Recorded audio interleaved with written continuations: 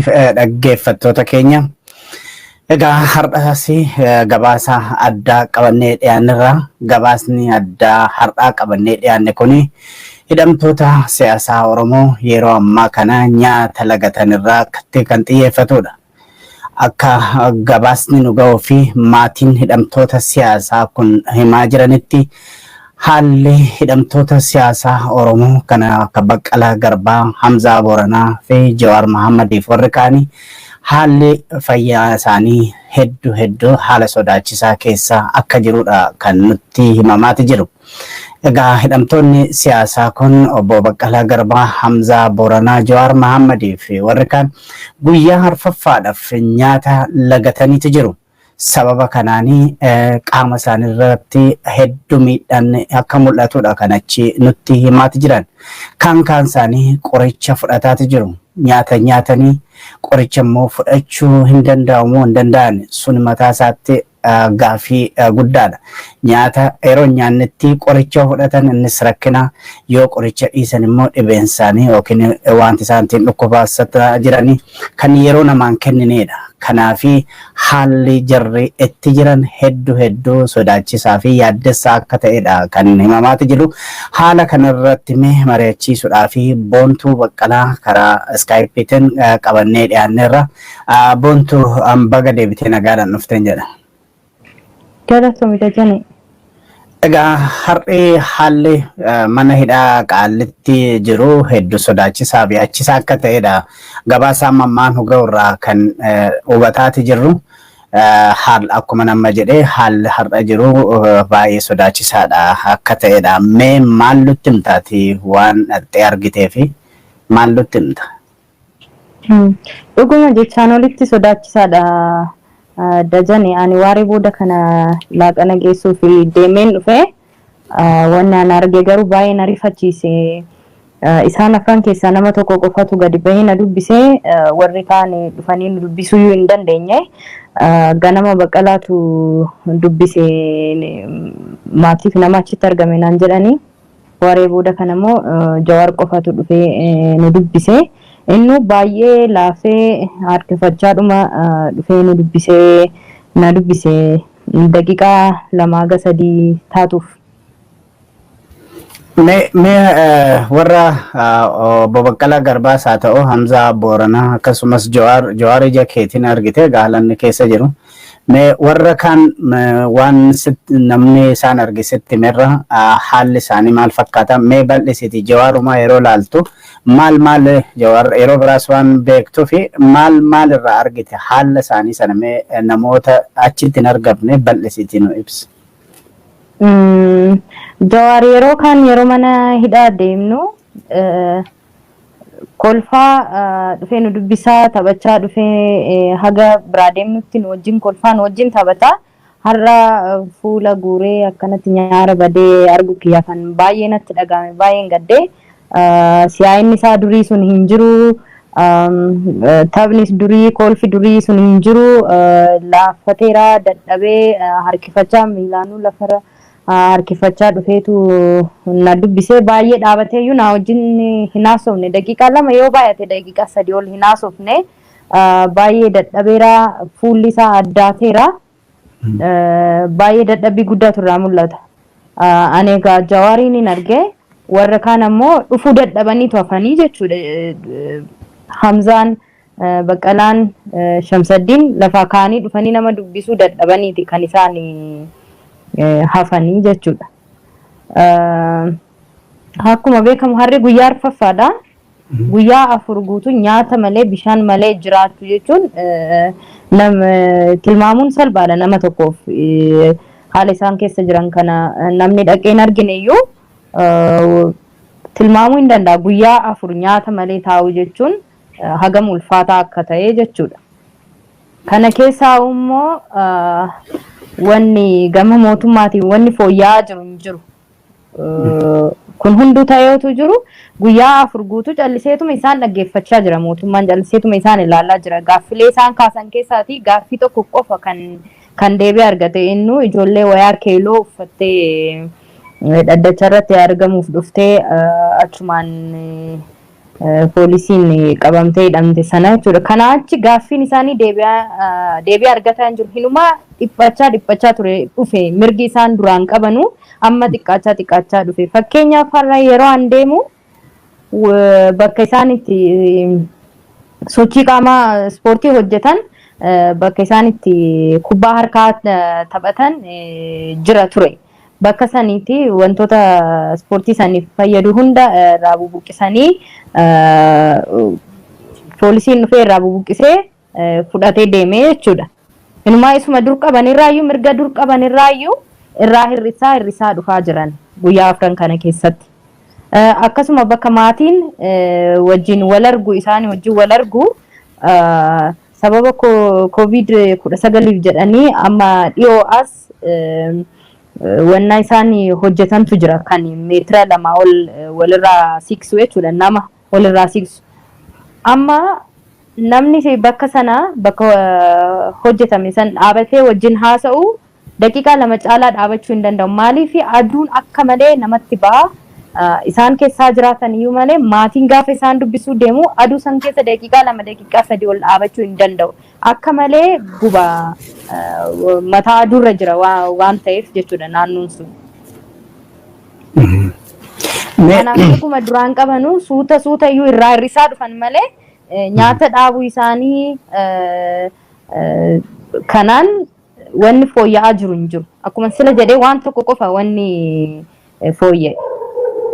Warra ijoollee keelloo uffatanii hidhaadhaa hiikuu duwwaadha. Gaaffii gurguddaa isaan gaafatan keessaa tokko haalli maatii itti qabiinsa maatii yookiin akkaataa itti maatii keessumsiisanii sirrii miti sun nuyyaa fooyya'u kan jedhudha. Gara biraatiin immoo Koloneel Gammachuu Ayyaanaa iddoo hin malletti hidhamee jira. Lubbuu isaatiifuu sodaannee jirra kan jedhudha gaaffiin isaanii. Egaa mee boontu akka maatiitti akka intala obbo Baqqalaatti obbo Baqqalaa dubbisuudha dhaqxee jabbaa keetii arguudha dhaqxee yeroo isaan obbo Baqqalaan gadi bahee si dubbisuu dadhabee jedhu akka maatii tokkootti maaltu sitti dhaga'ame yeroo sana? Baay'een gaddaanii har'a baay'ee gaddeen lapheen koo cabeen deebi'ee abbaa kiyya dubbisuu dhaqee haala geejjiba biyya kanaan numa beektu namni hunduu hojii qabaa namni hunduu waan hedduutti biiziidha. San keessaati waan jara kanaatu nutti caallaan guyyaa guyyaan deddeebinee isaan dubbisnaa. Har'a san hunda keessa darbee yeroo ani isa dubbisuu deemu osoo isaan argin hin deebi'ee baay'een gadde haalaan achitti argeetti baay'een gadde. Akkuma sila jedhe Jawaar qofatu dhufee na dubbisee guyyaa 4 guutuu ciree malee laaqana malee irbaata malee guyyaa 4 guutuu osoo midhaaniif bishaan hin jenne taa'uu jechuun baay'ee waan ulfaataadha waan baay'ee namatti dhaga'amudha. An baay'ee gaddeen deebi'ee dajane maatiin guutuun gadda keessa jira obboleeyyan koo maatiin koo guutuun kanaan gadda keessa jirra. Maatii Jawaaris argeen jira maatii Hamzaa maatii Shamsaddiin maatii hunda isaanii argeen jira. Hunduu yeroo isaan gaddanii maatii isaanii dubbisuu dhaqanii otoo hin argin gaddanii yeroo isaan deebi'an arge maatii hunda namni manatti hafee hin jiru maatii keessaa. Maaliif wanni kun baay'ee waan nu yaaddeesseef hundumti keenya achitti argamnee turre warri naannoo jiru hundi argamnee turre garuu arguu hin dandeenye. Otoo hin argin deebine an Jawaariin daqiiqaa 2-3 taatu dubbisee deebi'ee sanaa ol dhaabatanii nama dubbisuu waan hin dandeenyeef warri kaan immoo gabbaanii nama dubbisuu waan hin dandeenyeef mana keessatti hafanii Jawaar namni tokko qofa dhufee na dubbise. Sababa kanaan gara jaraatti hin deebina. Meema iddoo maatii kana haa turru. Sababa kanaanii haati keellee akka dhukkubsatanii jiranidha. Waan kanarraa wanti nutti himtu jira? Haati kiyya dhibee sukkaaraa qabdi. Dhibee dhiibbaa dhiigaa qabdi. Sababa kanaan dhiphachaa turtee abbaa ijoollee ishiiti abbaa manaa ishiiti nama ishiin umurii guutuu yeroo inni qabsaa'u wajjin dhaabachaa turtee nama isa gargaaraa turteedha. Har'a yeroo inni nyaata dhaabee yeroo inni guyyaa 4 guutuu nyaata bishaan lagatee yeroo inni taa'u argu garaan ishee arguu hin danda'u. san dandamachuu hin dandeenye sanaaf amma dhibeen sukkaaraa fi dhibeen dhiibbaa dhiigaa dur qabdu sun daran itti hammaatee isayyuu dhuftee dubbisuu dadhabdee amma mana yaalaatti argamti. Mee jarra kana keessattuu obbo Baqqalaa Garbaa, Hamzaa Booranaatii fi warri kaanis dhibee adda addaa yookiin dhukkubbii adda addaatti akka qabanidha.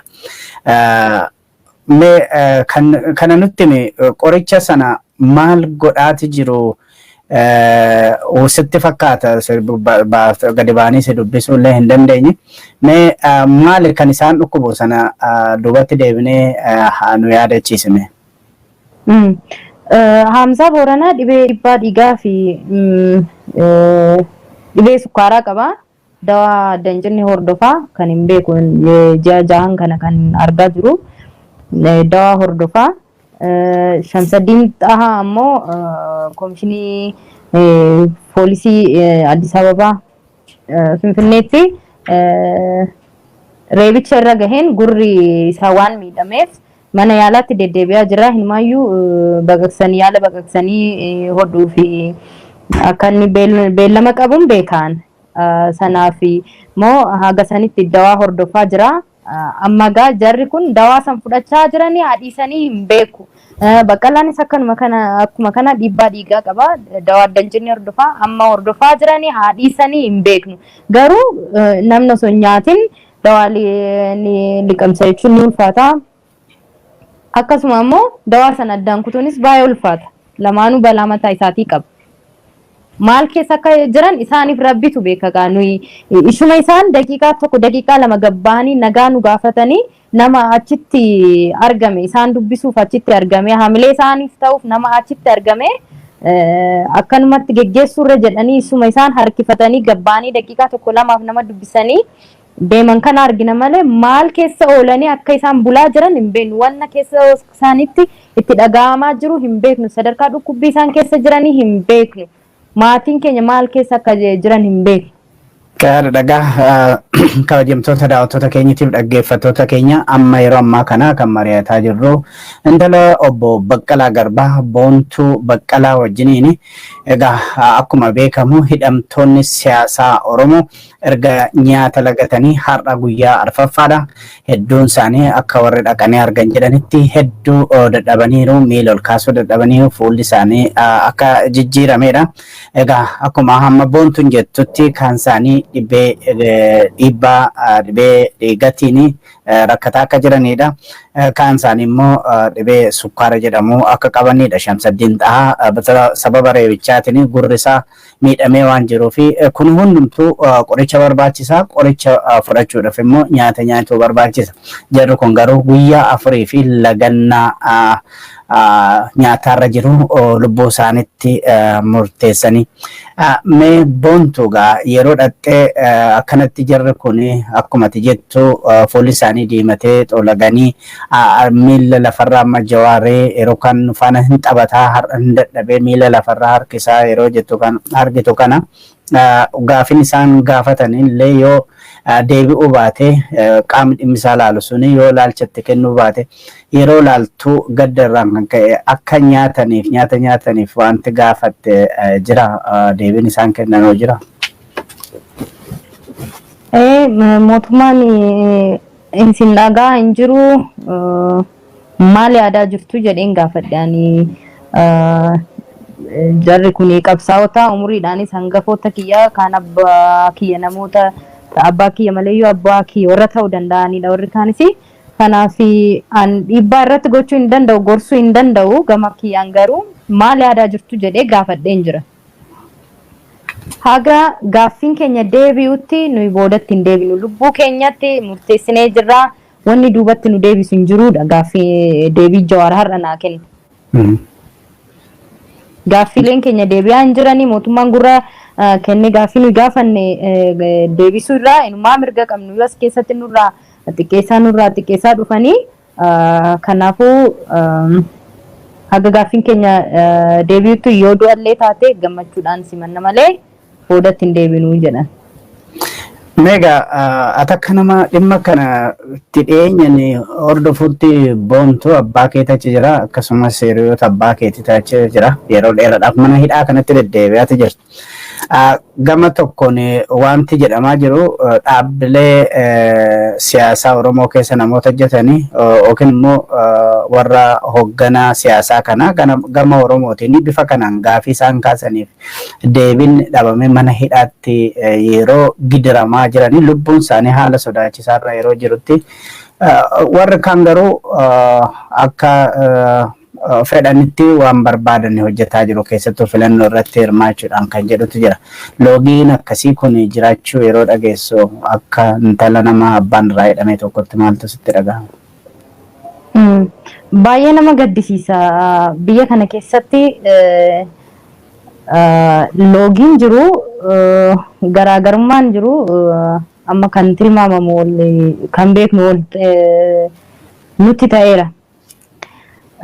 Har'a yeroo ani Jawaarii wajjin daqiiqaa lama sadii san wajjin haasa'uu fi carraa argadhettiyyuu qabxii biroo isaan itti dabalanii dhaabbileen siyaasaa Oromoo yeroo isaan aanaa irraa bakka buutota aanaa fi deeggartoota irraati kaasanii haga gubbaatti haga hooggantoota olaanootti haga koree giddugaleessaa fi haga itaanaa dura taa'atti mana hidhaa jiran kana keessatti yeroo isaan jiran kana keessatti dhaabbileen sababa biroo ammoo galmee hayyamamee fi uummata walitti qabuun waamuun deeggartoota isaanii waamuun hayyamamee fi haalli mijatee fi yeroo isaan qophii filannoo godhaa jiran kanatti nuyi kana callisnee ilaaluu hin dandeenyu. Nuyi salphina guddaa uummanni kun tuffii guddaa uummanni kun keessa jiru argaa.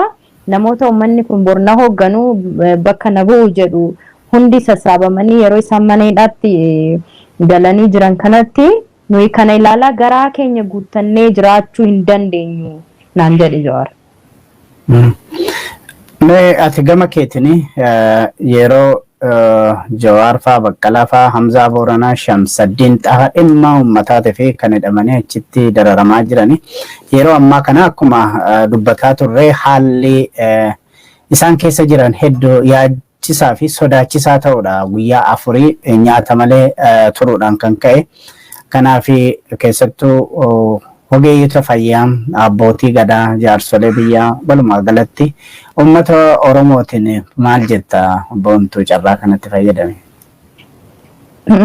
Uummata Oromootiin waan an jedhuu danda'u nama sagaleen kiyya bakka itti dhaga'amaa jiru hundumaatti waan an jechuu danda'u Oromoo hooggantoonni kee hayyoonni kee ofitti murteessanii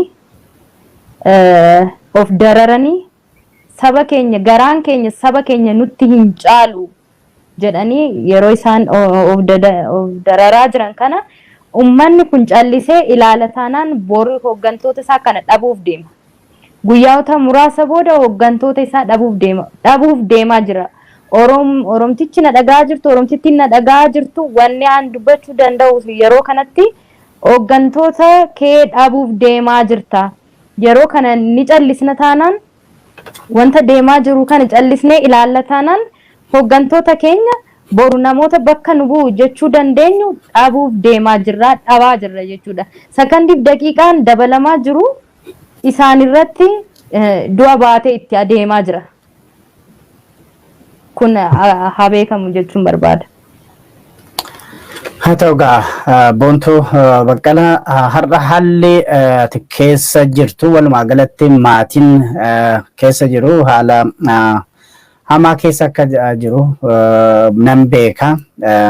Egaa namoonni dhaqanii naannoo sanatti obbo Baqqalaa fa'aa Jawaar fa'aa Hamzaa fa'aa Shamsaddiin fa'aa ilaaluudhaa dhaqanii miirri isaan qabanii akkamitti miidhamee akka jiru egaa hundi keenya nu gala.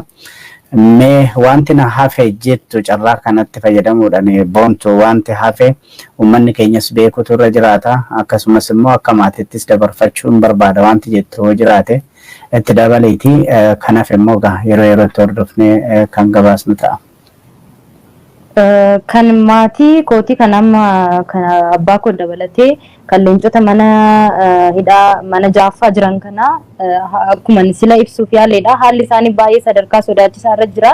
Akkuma sila jedhee yeroon sa'aatiin dabalamaa deemaa jiru kun guyyaan dabalamaa deemaa jiru kun du'a baatee itti deemaa jira jara kanatti. Lammaffaa irratti akkuma isaanii lubbuun Koloneel Gammachuu Ayyaanaa rakkoo hamaa keessa jira. Jawaar har'a irra deebi'ee wanni inni naa hime kabiraan waanuma kana. Namichi kun guyyaa bariitu ganamaaf galgala namichi kun lubbuun jiraa fi hin jiruun isaa nu yaaddessaa jira naan jedhe Jawaar har'a. Anillee kan wanni an beeku waggaa muraasa duraa obboleessi Koloneel Gammachuu Ayyaanaa Komaandar Faqqadaa kan jedhamu Faqqadaa Ayyaanaa namni jedhamu abbaa koo wajjin qaalitti mana tokko iddoo tokko ture. Nan yaadadha. Namni kun bakka inni waggaa lamaaf ture har'a obboleessi isaa jijjiirama kana gaa mallattoo rabbii keessatti fudhanneetu jijjiirama qarreef qeerroon Oromoo dhiiga itti dhangalaasanii lubbuu qaalii itti dhabanii fidan kana yeroo kana keessa deebi'ee obboleessi Komaandar Faqqadaa Ayyaanaa Gammachuu Ayyaanaa bakka obboleessi isaa itti dararame bakka obboleessi isaa itti miidhame sanatti mana qixaat beet jedhamu mana duriyyeen mana hidhaa saniif gamsiise namni mana naamusaa fi dambii mana hidhaa sanii cabsee adabaaf itti darbatame keessatti irraanfatamu akka barbaadan wal godha yoo barbaadan wal ajjeesa yoo barbaadan wal fixa jedhame lafa itti cufamu sanatti deebi'ee Koloneel Gammachuun achitti hidhamee irratti cufamee arguu keenyatti baay'ee gaddina. Baay'ee nutti dhaga'ama. Kun hundattis dhaga'amuu qaba jedha. Hayyee Boontuu Baqqalaa hedduu galatoomin jedha. Egaa kabajamtoota daawwattoota keenyaaf dhaggeeffattoota keenya Boontuu Baqqalaa wajjiniin kan mari'ataa amma ammaatti turre hidhamtoonni siyaasaa Oromoo yeroo ammaa kana haalli isaanii haala sodaachisaa fi yaachisaa keessa akka jirudha. Sababni isaa immoo gaaffiiwwan gaafatanii fi deebiin waan hin argamnee fi guyyaa arfaffaadhaaf lagannaa nyaatarraa akka jiranidha. Keessumattuu gaaffiiwwan isaan gaafatan keessaa maatiin isaanii isaan gaafachuudhaa fi gara mana hidhaa sana yeroo dhufee haala gaariidhaan keessumsiifamuu dhabuudhaa fi akkasumas immoo haalli jireenya yookiin immoo lubbuunumti Koloneel Gammachuu Ayyaanaa sodaachisaa waan nuti ta'eef namni kun du'uun irra hin jiraatu kan jedhudha. Akkuma kana dura gabaasaa turretti Koloneel Gammachuu Ayyaanaa lafa iddoo namoonni nama ajjeesan hattoonni fi kashlabboonni adda addaatti hidhaman keessatti hidhame. Naannoo sanatti dhiyeenyuma kanatti namoonni achi keessa jiranii cuubeedhaan akka wal waraanaa turan illee dhaga'amaatti ture. Kanaaf Koloneel Gammachuu Ayyaanaa otoo du'aan hin argin jiruudhaan iddoo sana ba'uun irra jira kan jedhuu fi gaaffilee birooti kan isaan gaafatanii amma ammaatti gaaffii isaaniitiif deebiin hin arganne hidhamtoonni siyaasaa kunis immoo lubbuu isaaniitti murteessuudhaan egaa lagannaa isaanii itti fufanii natti jiru. Boontuu Baqqalaallee kan jettu hooggantoonni siyaasaa kanaa dhabuu fi jirraa dafnee tarkaanfii tokko haa fudhannu guyyaa fi sa'aatiin gara fuulduraa keenyatti jiran kuni murteessaadha kan jedhudha. Egaa Boontuu Baqqalaa ammas irra deebi'een hedduu galatoomi jedha. Egaa waan jiru wajjinumaan kan hordofnu ta'a hedduu galatoomi. Egaa kabajamtoota daawwattoota keenyatiif dhaggeeffattoota keenya turtii Boontuu Baqqalaa wajjin dhimma hidhamtoota siyaasaa Oromoo irratti goone kan ammaan raawwanna. Ammaatti kan si wajjin ture Dajanee Guutamaati. Sagantaa biraatti walitti deebina.